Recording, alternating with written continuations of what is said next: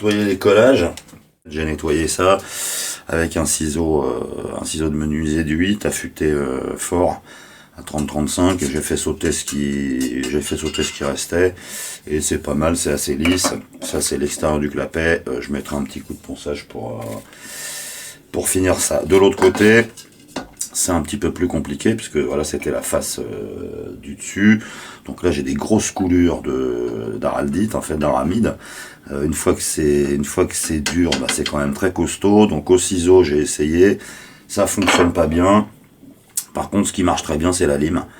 On va mettre ça à fleur et après je terminerai d'affleurer en haut puisque mes cornières sont en léger dépassement. Je mettrai tout ça plat dessus et dessous.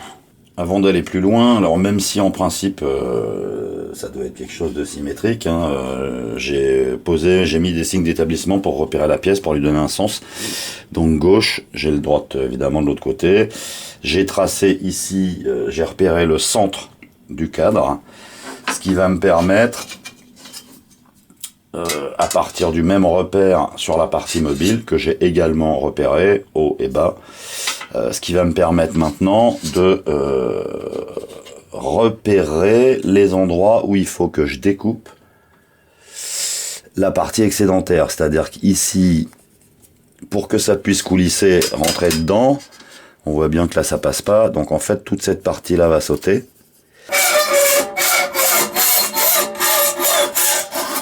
La coupe à la scie à métaux, j'ai laissé de la matière.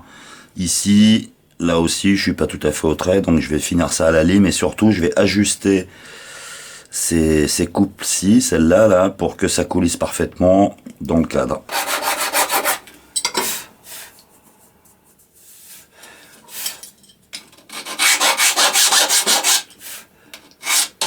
Donc j'ai ajusté les coulisses mobiles pour qu'elles rentrent, voilà, et comme elles étaient surcotées en longueur, je vais tracer pour les recouper à la bonne dimension.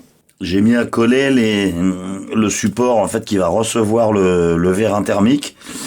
Donc je me suis servi du cadre comme gabarit, c'est-à-dire que là je suis en train de coller les deux cornières l'une sur l'autre, mais les cornières ne sont pas collées au cadre, ni d'un côté ni de l'autre, puisqu'il va falloir que je les ajuste après en profondeur.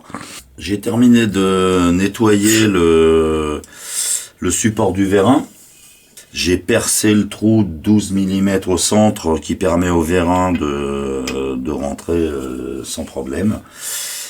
J'en ai profité, pour mettre un petit chanfrein ici et puis un de l'autre côté, quoi. Maintenant, je vais pouvoir fixer ce support sur la partie fixe du clapet. Initialement, j'avais prévu au-dessus une pièce en bois ou en bois, quoi, de 12 à 12 mm d'épaisseur.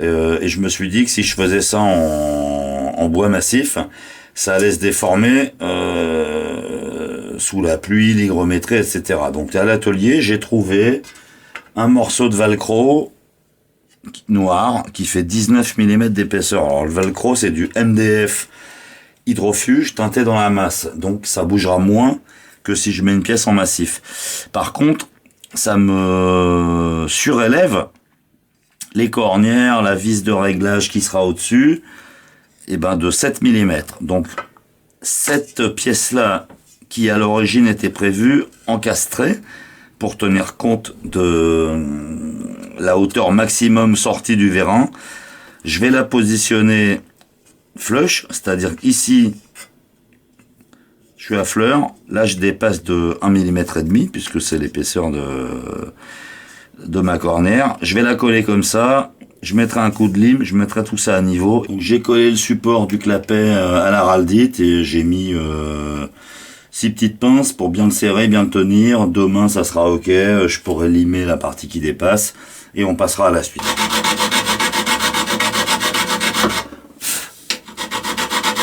Une fois que j'ai approché la surface, et encore là j'ai mis des coups de lime, hein, c'est pas mon métier, mais c'est en limant qu'on devient limeron. Je termine avec une lime douce pour approcher le plus près possible. Là c'est pas mal, j'ai commencé à attaquer l'anodisation. Je vais remettre 2-3 coups et après on fera l'autre côté. La partie fixe du clapet est prête. Le vérin tombe bien à sa place.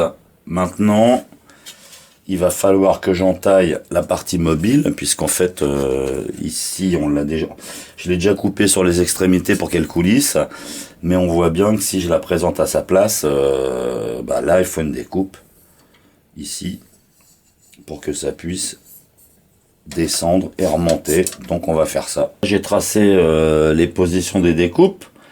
Et je vais faire un truc qu'il faut pas faire mais qui marche. Je vais utiliser mon pied à coulisse comme trusquin. Je l'ai bloqué à 7 mm. Et je vais m'en servir pour...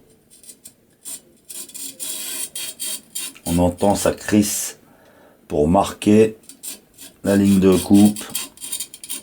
Alors ça marche nickel, mais ça doit pas arranger l'état de la pointe. Pour découper les verticales ici et là, c'est pas un problème. Je vais le faire à la scie à métaux.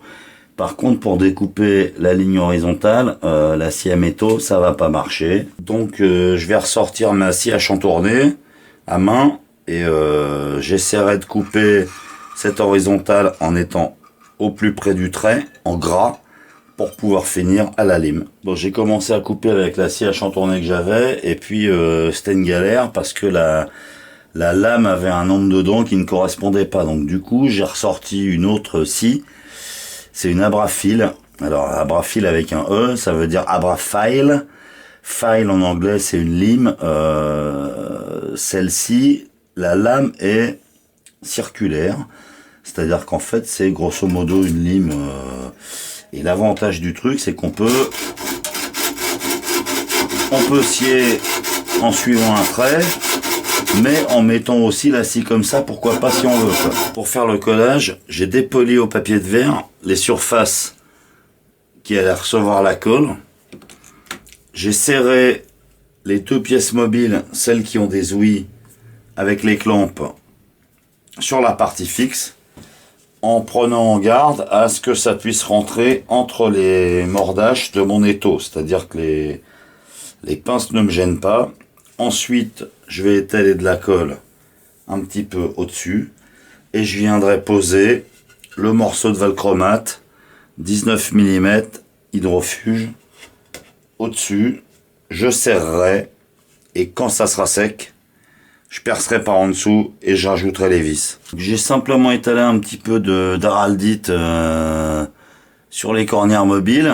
Ça va simplement servir à tenir en place, à bloquer le dessus du clapet qui sera ensuite fixé par des vis inox.